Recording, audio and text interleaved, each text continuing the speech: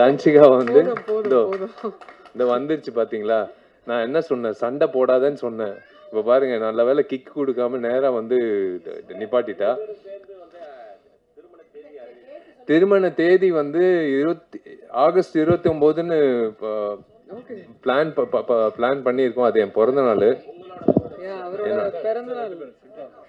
வந்துடுறேன்.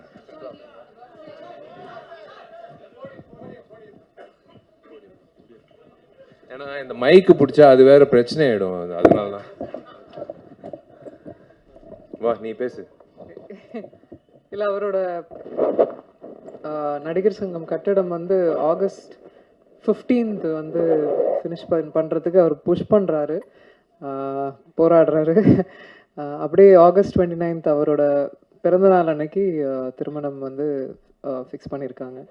ஸோ எல்லாரும் வரணும், வாழ்த்தணும், வந்துடுங்க.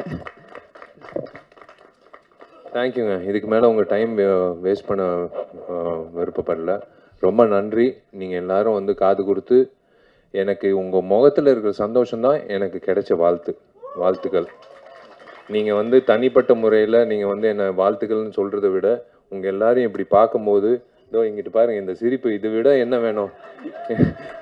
இதுலேயே தெரியுது. வாழ்த்துக்கள் விஷாலுன்னு சொல்கிறாரு.